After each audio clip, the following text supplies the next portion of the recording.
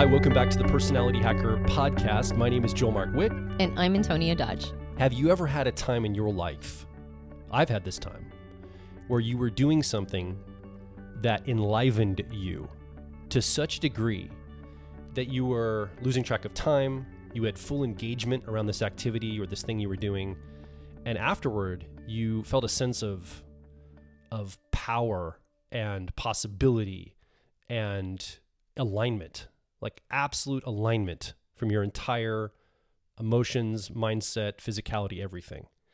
I've had a lot of these moments. One of the reasons why I love to run live events here at Personality Hacker is because when we're running an event with people and we're teaching and we've got a big group, a big audience there, we're engaged with them with personal growth content, having fun around it, teaching, connecting, sharing ideas. I lose track of all the time in the world. Like I don't care about anything that's going on in the world. Like all the problems fade in the background because I can feel myself on my purpose, passion, and mission. And it's such an amazing feeling. So we're talking about this on the show today. Personality types and finding flow. This idea of getting into a flow state, something that you do that you are lit up around. And I'm sure you have this. If you're listening right now, I'm sure you've got one of these in your life or many of these types of things.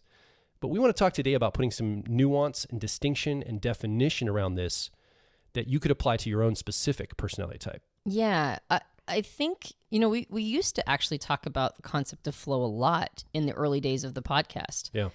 And maybe it's because I thought it was a well-established concept that we haven't really revisited it.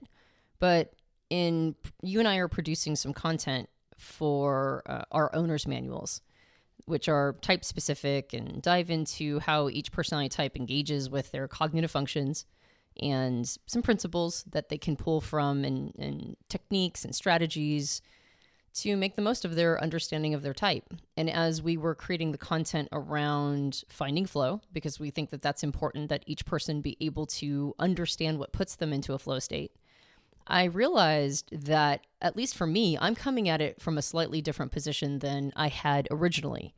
So, I mean, we might not have really recorded a podcast on flow for like quite a few years, like maybe over 5. And in that time period, we've done so much more coaching. We've done so much more content generation. And I realized that I think that there's actually 2 different levels to this. Yeah. And you touched on one of them, which is this idea of everything feels lit up. But I think what I'd like to do in this episode or today is first talk about the principles of flow in case a person isn't familiar with that concept. I mean, I think we all have like a little bit of familiarity with the idea of being in a flow state, but there are certain characteristics that define flow. And then 2 different layers of using your personality type as an access point for understanding your personal flow states. Now, the premise I think we're coming from is that this is not a perma-state of being in flow. It is something that we enter into, we spend some time there, and then we leave and we come back to quote unquote the real world. But I think it is something that we can grow the time around. In other words, we can develop and build and create a life for ourselves that ergonomically, with our personality type, puts us in the best position to be in a flow state as much as possible. That's our belief. And that's what we talk about with personality types is this notion that if you create a world around you that serves who you are and how you're wired, there's going to be a lot of engagement in your life. You're going to feel a sense of purpose. You're going to feel a sense of passion, attunement, satisfaction, not only with yourself, but with the teams you work with, the people you engage with, and all the things that you do. So this is, I think this is an important conversation because this is something we want to encourage you listening right now to move toward in your life. Well, and a lot of times when people experience flow, it's almost like it happened to them. Like they realize that in retrospect. But if you have a formula for what puts you into a flow state, now when you are feeling down or you are lacking energy, you feel like there's some nutrient missing in your soul, flow is a way to get a meal, right? It's intentionally generative to more than just your body or your mind. It's like it feeds the whole package. So not just going, oh, that put me into flow, that's interesting, and not really being sure why, and then not being able to replicate it. We're trying going the opposite direction, which is I know that these kinds of things put me in flow and I know why. And so when I need a flow state, I can go do these things. So we're using the term flow in the same way that Mihai Csikszentmihalyi in his book, Finding Flow. Or is it Finding Flow or is it just Flow? Flow is his original book. I think he's got a second one, a shorter one, right, about how to find flow. Right. The first one is just flow, though. And he used 8 different characteristics that define a flow state. So the 8 characteristics are clarity of goals and immediate feedback, a high level of concentration on a limited field, balance between skills and challenge, the feeling of control, effortlessness, an altered perception of time, the melting together of action and consciousness, and this concept of intrinsic reward, which is that the activity itself is rewarding to us. So a couple different things that most people, register when they're in a flow state are things like they lose track of time, right? They're like, oh, it felt like it was 5 minutes, but it was actually 2 hours. So that's a really important component to it. And then that idea of skill matching challenge. If we do something that is too easy, it doesn't put us into a flow state because we don't have to focus on it. It's, it's like, oh, that's too simple. But if it's so difficult, it's outside of our reach, that's not going to put us in flow either, because now it's almost frustrating. In our attempt to do this thing, we can't do it. Maybe we're failing over and over. That's not going to put us in flow either. So finding things that match our current skill development with the challenge is really an important component. And that's why sometimes flow states change over time. What was once challenging to us at an earlier level of development is no longer challenging. So flow itself will also continue to change and evolve. And our relationship to it is going to change and evolve over time as well. So think back at a time in your life, maybe recently, maybe in the past, some of these things we just talked about, these definitions of flow, can you identify a moment when you had a lot of these light up, maybe all of them, when they were in alignment, they were activated for you? That's probably a flow period of your life, or a moment you were in flow in your life. So just see if you could maybe, as we're talking about this and conversing, just see if you could identify moments in your life you've had this happen to you. Yeah. So using type as an access point for this, I'm going to dive into cognitive functions. Now, not necessarily the specific function, but more the position of the function. So we use the CAR model a lot of times when people are just first understanding cognitive functions. It's a nice metaphor as an access point. So we use the dominant cognitive function, the mental process that is the most influential for our personality type. We call that the driver. And then the second function, which is technically called the auxiliary function, we call it the co-pilot. The third function, which is technically called the tertiary, we refer to that as a 10-year-old. And then the fourth function, which is our inferior, we call that the 3-year-old. And there are 8 cognitive functions in total, but 4 of them are what Dr. John Beebe would call egosyntonic, meaning that they're the ones that our egos identify with. We see them inside of ourselves. We kind of know that that's how we operate. Whether it's a strength or a weakness, we own it, right? That's kind of how I work. The last 4 functions, which are sometimes referred to as the shadow functions, are ego dystonic. So we don't really identify with them as much. As we use this model as an access point for flow, I do want to make it clear, though, that I'm not saying, or we're not saying, that a person cannot be in a flow state in any function that isn't their first 4. You can be in flow incidentally in any function, or maybe even things that we would see outside of the functions. So we're not limiting your flow state to these 4 egosyntonic functions, but they're a great access point for trying to define the kinds of things that put us in flow and understand why something does, right? How are these functions responding and reacting can sometimes enlighten or illuminate why this is a flow state at all. If you'd like a quick, handy guide to understand more about the CAR model that Antonia just talked about, you can find that for free over at personalityhacker.com/CAR model. And you can find out more about what she's talking about to follow along. Yeah. So there's 2 different levels or layers to this, I've realized. And I think in the past, my thought process was, well, anything that is, satisfying these 8 criteria and is using your driver or your dominant function, that's going to put you in flow. Or anything that combines your driver and your co-pilot. But in Profire training, we teach people to ask the question when they begin their interview with somebody who is trying to find their best fit type in a profiling session. We teach them to ask what we call as the flow question. And the flow question goes like this. What do you love to do? What do you love to do so much? The only reason you stop is because you're exhausted. Otherwise, you go on indefinitely.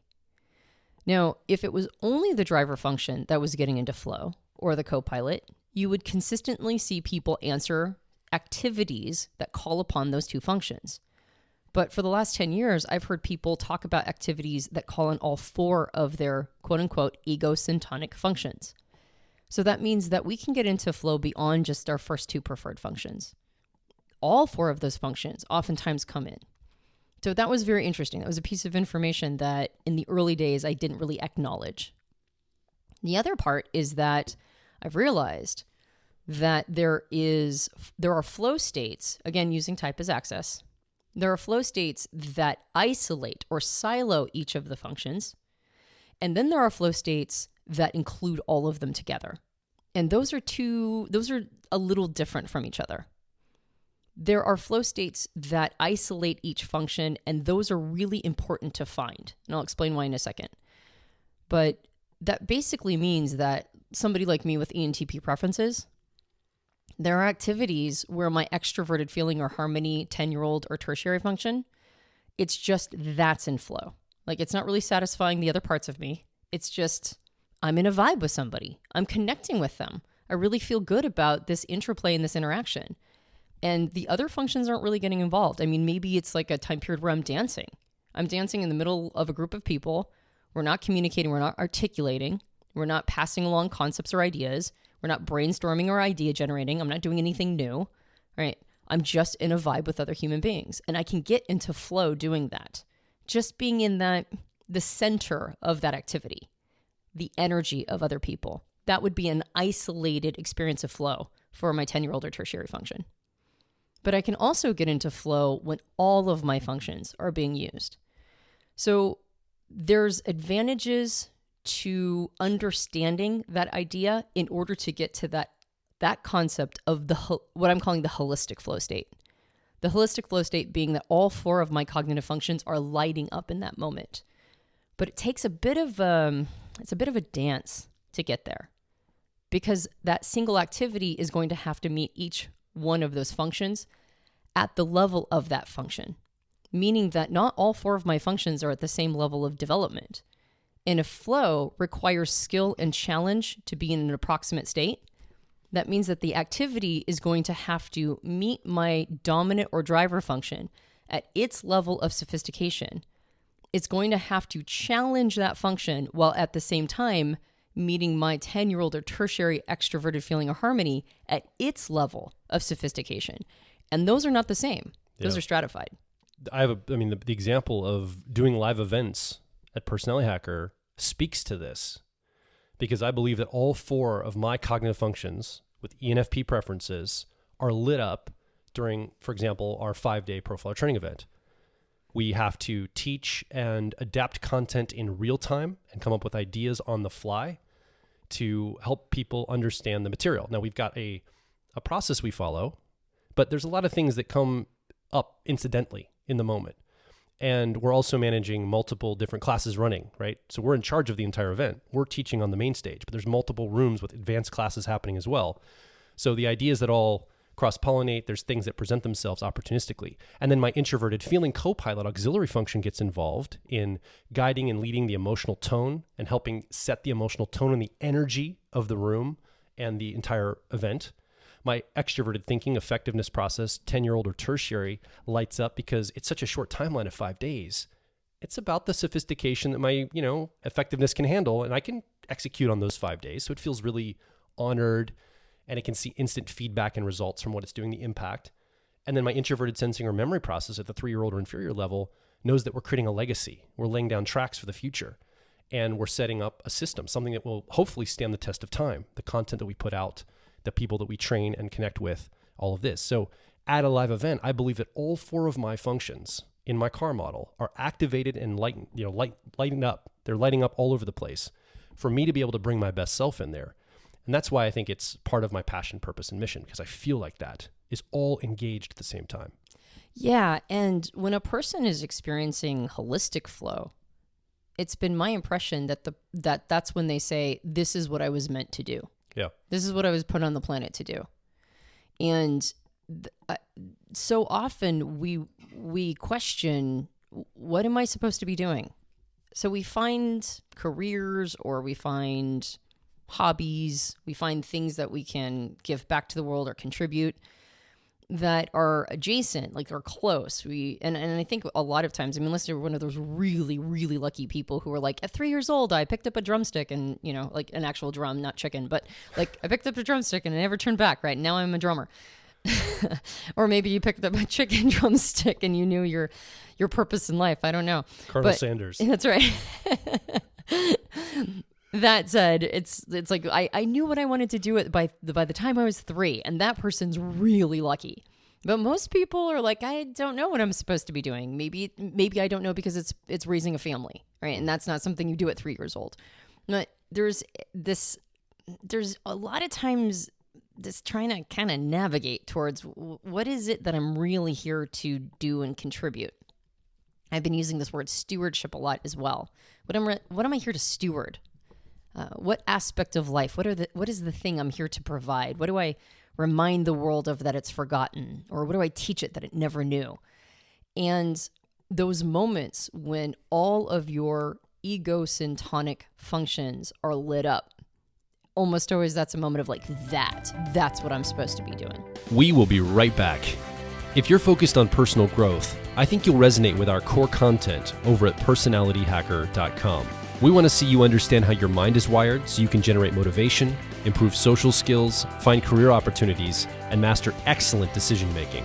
But a quick warning, we are advice and action focused in all of our articles, podcasts, and videos. This means that we attract people who like to be challenged to become excellent, to take action, to put in the work to optimize themselves, not simply just gather more information.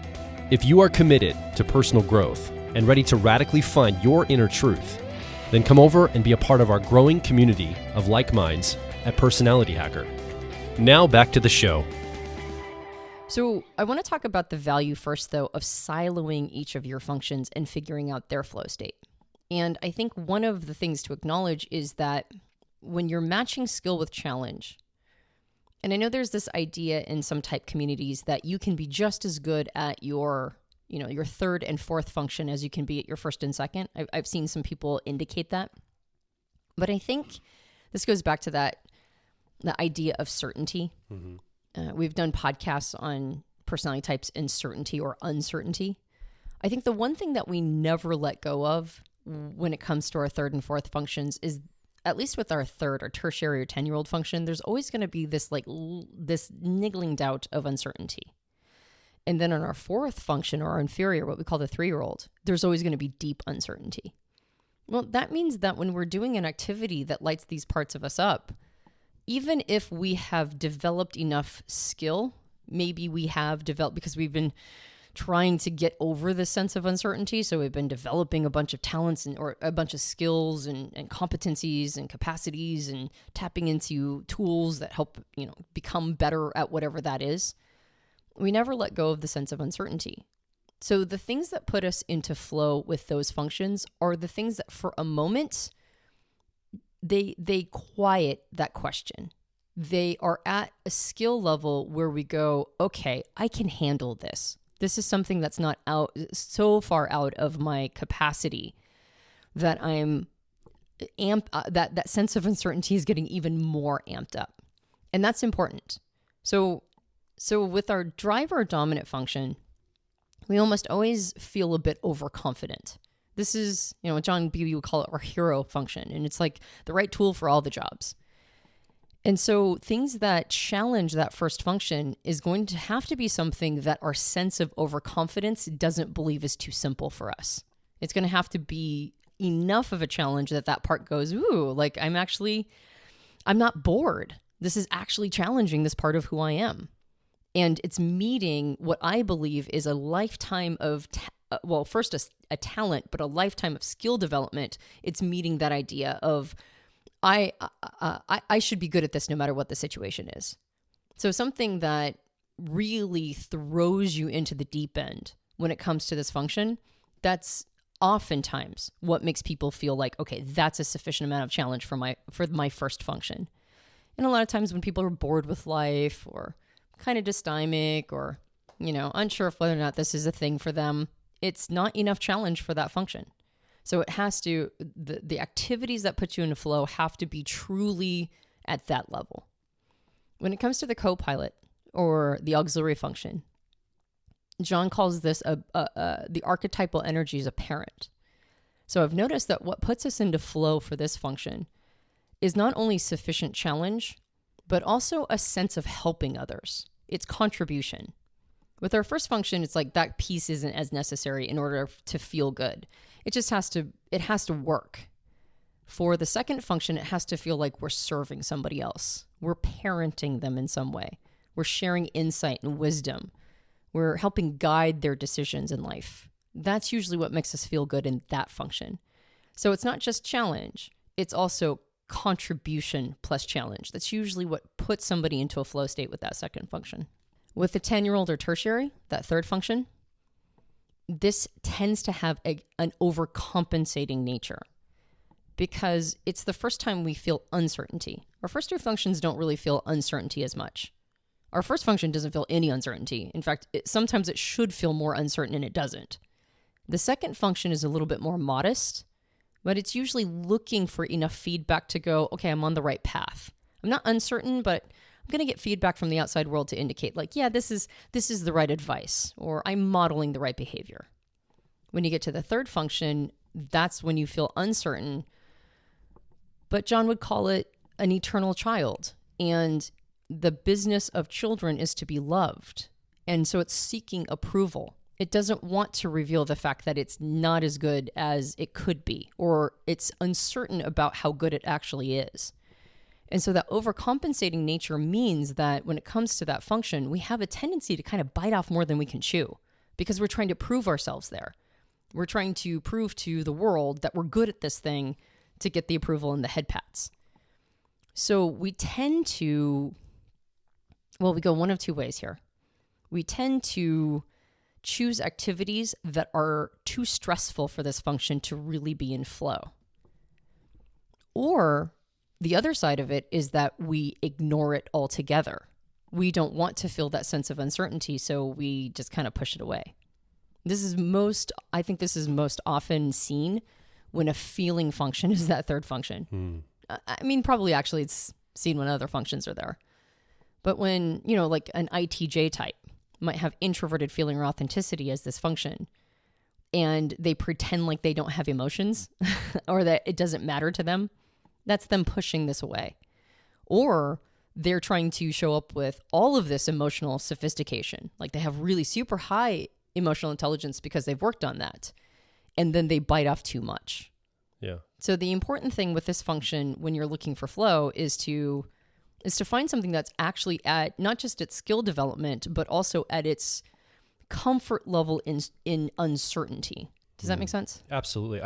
The word idealistic comes up here because like the example of an ITJ that pushes it away is idealistic, that they don't need to get emotional sophistication at all. They're just like, I don't need to worry about that in any way. But an INTJ or ITJ, either one, right, that brings it in and amplifies it too much and overvalues it or believes it's the right tool for the job might have an idealistic view of it as well. Mm-hmm. So I think the idealism, and this is how it works for me, I think it works for you that way, it's like this threshold. It's hard to know what the right balance is because I think the idealism gets in here so much. Mm-hmm. Yeah. With a 3-year-old function, the inferior, John would call this the anima or the animus. Usually this function goes into flow when it's satisfied, but it's not pushing it too hard. So what we're mostly looking for in activities here is where it feels paid attention to at all, because we really do have a tendency, since this is a place of deep uncertainty and it never gets any better. We're not even trying to overcompensate with it. We're just deeply uncertain in this place. So we very much tend to push this part of who we are away. That's why a lot of Jungian psychoanalysts call this the beginning of the shadow, is because it's the first place where we really tend to all the content that lives in here for us, we don't really want to look at it, and we make it unconscious for ourselves. Even though this is still an ego-syntonic part, we still identify with the part of us, but we don't want to see the content that lives in there. So oftentimes when we go into flow state, it's a very gentle activity for this function. Like for introverted sensing or memory as my, 3-year-old inferior animus function, it's usually very passive. It's like I'm in a comfort place. I feel safe. I might be watching a lot of content on Netflix. It's a kind of a passively entertaining place. I might just kind of, I might feel like I need a moment to not feel like I have to figure everything out moment to moment. I just feel like, I'm rooted. I'm in my comfort zone. Everything is okay. I've created homeostasis. It's all going to be fine. I can't have too many of those moments. That won't be flow for me either. But when I experience that, that is generally flow for me. Yeah. And all types have this. INJs, extroverted sensing or sensation inferior, maybe a long bike ride or walking on a treadmill. Something like this could possibly put somebody into a flow state. It's a low impact activity that's repetitive, for those types. I think of IFPs, maybe doing a strategy turn-based game of some sort might be a flow state for extroverted thinking or effectiveness inferior. I could go down the list, but basically each one of these personality types has something that will put this inferior or 3-year-old into a low impact, low stakes environment that can feel like flow. Mm-hmm. Yeah, exactly. And it's finally getting some attention. So just the fact that it's getting attention feels like flow for it. Yeah. But it can't be too strenuous. It can't, the weight can't be too much for it. And so it's really, I think, critical for a person to find these siloed, incidental experiences of flow for each of the functions. Because sometimes we don't even acknowledge that muscle in us, even though it is quote unquote egosyntonic. We identify that's a part of us. It doesn't mean that we're paying attention to it. It doesn't mean that we are being intentional. It doesn't mean that we are integrating it into our lives. And it's very easy when we experience something that we know is bringing a sense of uncertainty and that we are not naturally good at. Like it's seasoning or peppering our personality, but we're not naturally amazing at this thing. It's very easy to marginalize it, to say it's not important, it's for other people, to outsource it, to just kind of go that's not a thing for me. But we need to do that. We need to find flow states for each of these functions so that we know what it feels like at all. Like we know what a flow state in that part of us feels like, almost like identifying a muscle. Yeah. So I think a really great activity for you listening right now is to know what activities put each one of your top 4 cognitive functions into a flow state. So you might want to sit down, identify those 4 cognitive functions and their positions and say, okay, my dominant or driver position, what are 5 things that I know of or that I speculate would put me into a flow state around that function, around that positional function? And go through the entire car model, co-pilot auxiliary, 10-year-old or tertiary, inferior 3-year-old. And then that list, now you have an intentionality. It's no longer just incidental. You can start to, with intention, find the things and activities that put you there and exercise those muscles, like you said, Antonia, which now, if you can weave all that together in certain activities that can hit all of those channels, now I think you're lit up to your passion, purpose, and mission in life. Yeah. Well, and sometimes the thing we're missing, the reason why we feel low energy or we feel dysthymic, is that we're seeking flow states for some of these functions, but ignoring the other ones. And so we kind of feel like something's missing. There's just a sense of I don't feel complete somehow.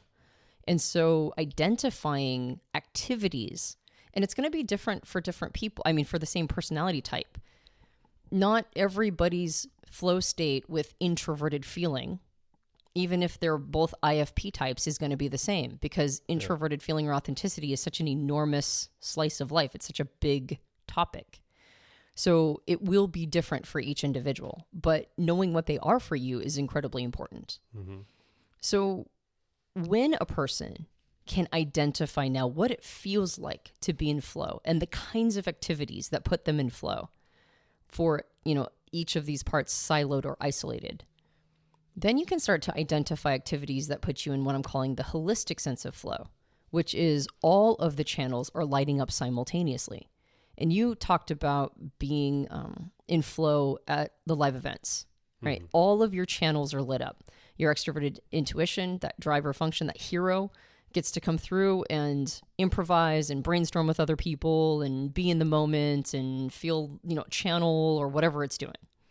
Your introverted feeling or authenticity, my observation has been that you hold a lot of emotional space for the room, and you also get to be very inspiring. And that's like a parent energy for that part of who you are. You get to parent other people through inspiration and lighting up their emotions and doing a little bit of crowd control, not just in commanding, but also in holding an energetic space for the room. And then your extroverted thinking or effectiveness, like you said, it's a short enough timeline where you don't have to create like this really complex system that everybody has to match to. But there's a 5-day system that everybody has to match to, and you can, that's part of the crowd control piece as well. You're like those two functions, that polarity are in concert with each other, creating that environment and experience. And then finally, like you mentioned, your introverted sensing or memory is being honored. It's not being pulled on too much. We've done this multiple times. So we do pull on some precedent, but it's satisfied because it thinks it's laying tracks for something that has some permanence to it, right? It feels rooted. It feels like it's every 6 months, so it feels cyclical. It's a seasonal thing. And people really go away with something like souvenirs from this trip of understanding and growth and development. And you feel like you're kind of leaving a mark somehow, something that will last. And again, it's seasonal. So it's a rhythm that we're in.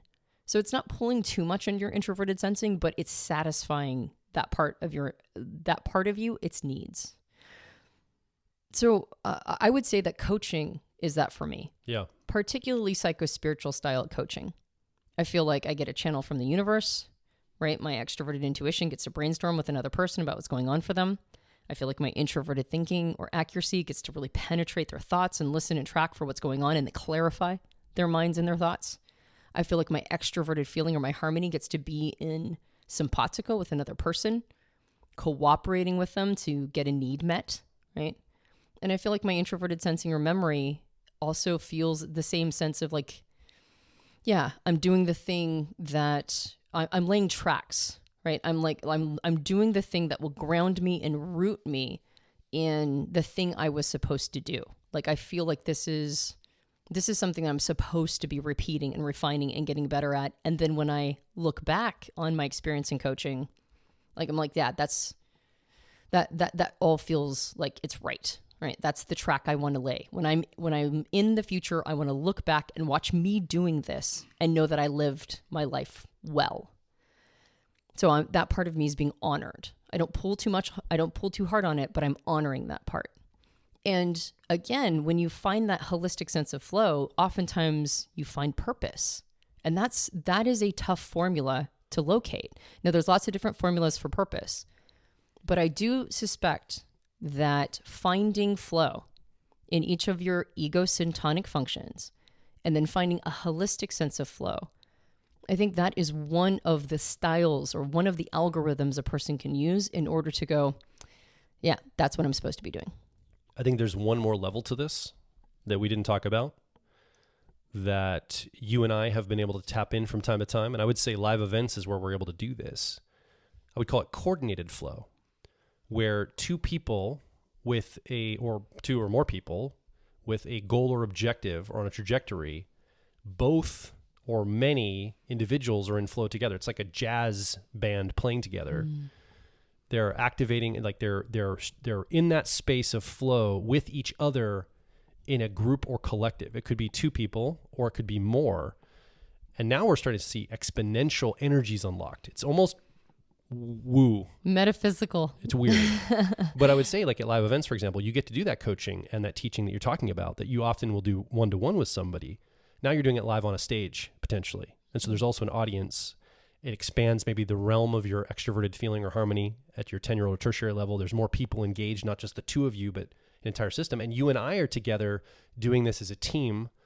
And so it feels even more than just being in flow on my own individually. Now that's the first place to start. If you can get to that place by yourself and you're with other people that are able to do that too, I think that's where, great music bands, that's a great metaphor, like a musical band that can play together in real time and come up with music together or play. I think that is possible, but You have to be able to first, so let's just review. You have to be able to first identify what puts each of your cognitive functions in your personality into flow first. What activities enlighten those? What brings those out? And then how do you get into activities that bring all of them out together in harmony that makes your entire soul sing? And then I think you have the opportunity to find other people doing the same and syncing up with them.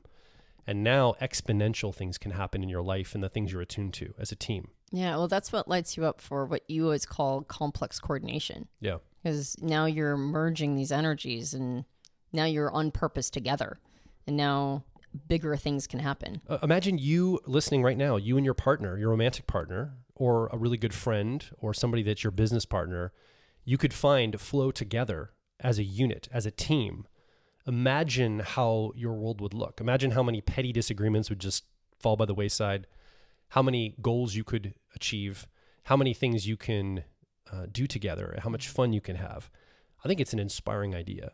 Yeah. So you usually say, what do you think?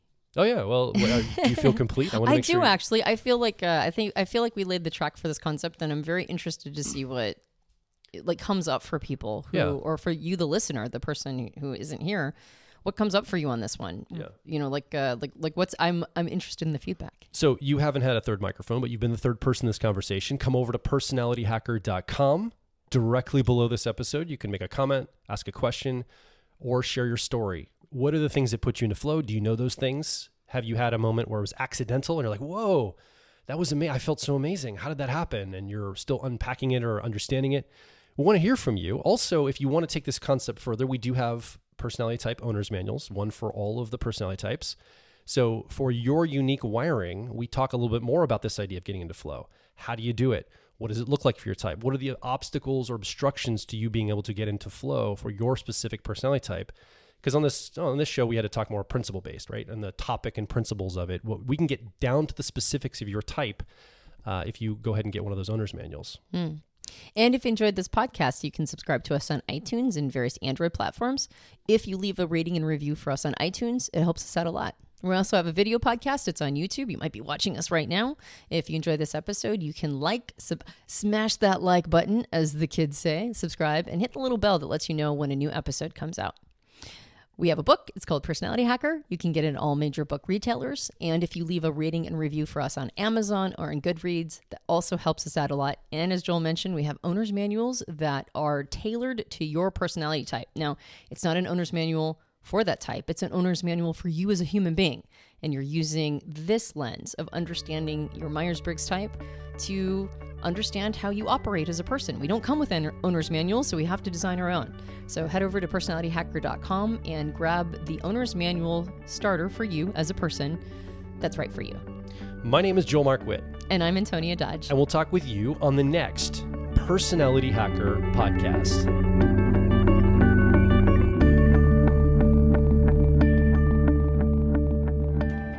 If you're focused on personal growth, I think you'll resonate with our core content over at personalityhacker.com.